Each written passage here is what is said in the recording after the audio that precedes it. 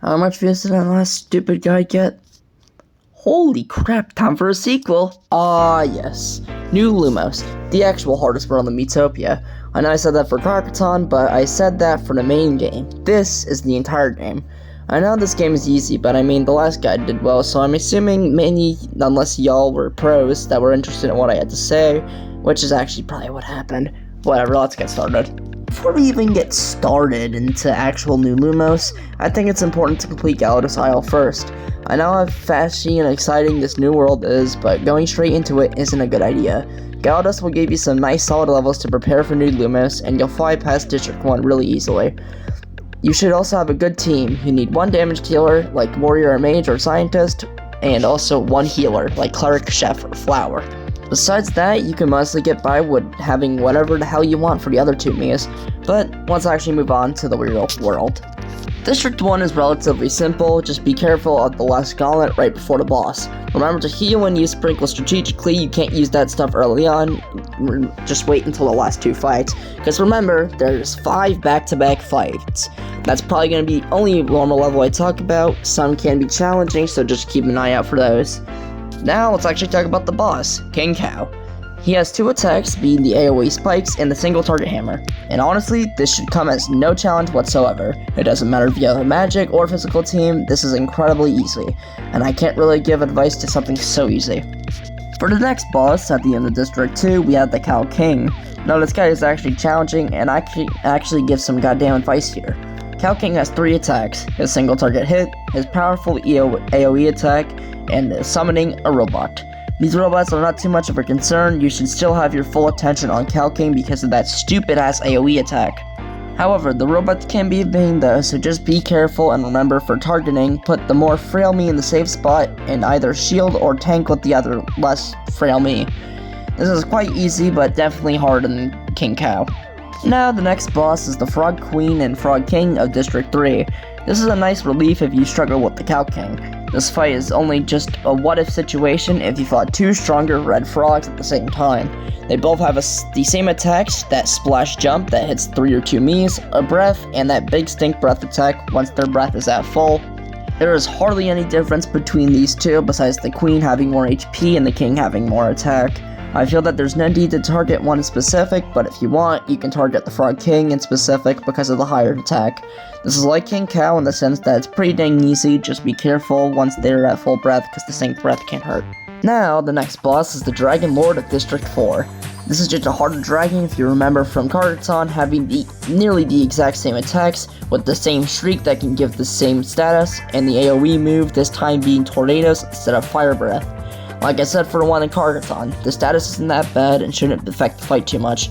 There's not much to say here because it's really just the exact same fight as the one in Karkaton, but you have to be more careful because this does a lot more damage and has a lot more health. Now here's where things start to pick up slightly. If you had an easy time so far, it gets harder now. District 5 contains the King of Hounds boss at the end, and it's a step up from the other 4. It's a refight of the Cerberus, except way harder. It shares the same attacks like the dragon from the last district, having the same fireball that can hit 2 or 3 Miis, the full team AoE ice attack, the bite, and the nightmare status. Those all pack a punch and things to look out for. The nightmare status in specific is a big concern and should be dealt with ASAP. Make sure to wait until the end of the boss cycle to put the affected Mii in the safe spot because they can always wake up due to being hit. Use hypers more carefully here and be rationing with your sprinkles. Try to rely on your one healer and the safe spot a lot more for your healing. If you do this fight will be passable and won't be as bad. Just remember what you did against the Cerberus and apply it here. Now, even harder than the last one, the Dark King and Dark Queen of District 6. Don't be fooled, this double boss is way harder than the last one in District 3, because they are actually different from each other and they both pack really big punches. The Queen has an AoE Ice move, while the King has an AoE Rock Rain. For the final moves, the Queen has the Evil status, while the King has the Nightmare status. It's for these reasons is why you should kill the King first. He does way more damage and has the way more annoying status. This is a very challenging fight, so use your resources wisely. Remember the same Nightmare strat you used on the previous boss, and then once the King dies, you should be good to go, but still watch out because the Queen should not be underestimated. For the second to last boss of this world, we have the Evil Sage of District 7. For once, it's not a refight, but instead very similar to the Darker Lord's right hand. They share the exact same single target lightning attack and the target attack that does a buttload of damage if your enemies are not protected. And also a really big explosion attack that does a bajillion damage. These really hurt, especially for enemies that don't have good magic stats or low HP. Even his lightning does a lot, but oh boy, the explosion shreds everything. You need to be very careful of that attack, especially, but also of the targets. You can't just brush them off like you could with the correct jobs in the right hand or on calking. These will hurt like a truck and nearly kill your enemies. The only good tank for this is Forest Aegis or Barrier. Again, be smart with your resources. This one's going to be really hard, but it's very doable. And now, here we are. You've made it. The last boss of New Lumos that isn't in the towers. The Dark Sun, a refight of the Darkest Lord, but oh boy, it's way harder. This is the hardest fight of the entire game up until this point. If your Miis aren't above the level 40, do yourself a favor and go grind. There's no need in wasting your time trying to kill this thing unless you are a Mega Sweat who's played these games before. This behemoth has two phases. In the first phase, he has multiple attacks, his single target coin thingy-majiggies, his summon medals, a nightmare status, and an AoE black hole. These can all pack a punch, even the single target attack. Make sure to watch out for the black hole especially because it does nearly as much as the explosion from the Evil Sage. The nightmare status I've talked about too much, and the medals aren't too much of a problem. They don't really do much damage.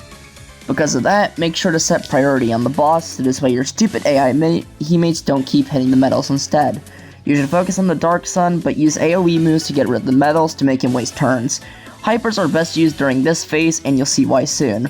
Remember to keep up the same strategies you've been using all of the entire world by now, and try to limit HP sprinkle use as much as possible. Just remember to keep track of his health, because once he reaches a quarter of his health, he'll do his iconic 1 HP Big Bang and begin the second phase. He will no longer have nightmares and instead will have an additional asteroid attack that can literally team wipe and, well, you might be fucked if he used it. To counter the Big Bang, if you have a mage with barrier, heal them halfway, if not, follow this. Full heal the two members with the lowest HP, and then chuck someone in the safe spot and shield the last one. It does not matter which one you do for the last two. Just hard focus the Dark Sun. Do not focus on the medals at all. The Dark Sun has a lot of team wipe potential in this phase, and luckily it's the last quarter of his health, but it's still gonna be a hard fight. If you get lucky and are strategic enough, you will beat the Dark Sun and now have conquered New Lumos. And well, that's the end of that silly little guide. Am I gonna make another one? Probably not, unless I'm greedy for ideas again. If you want guides for the towers, there's plenty others on YouTube. And, well, maybe I taught you something if you were a pro, and if this guide helped you anyway, awesome. Whatever. That's the end. Thanks for watching. Bruce.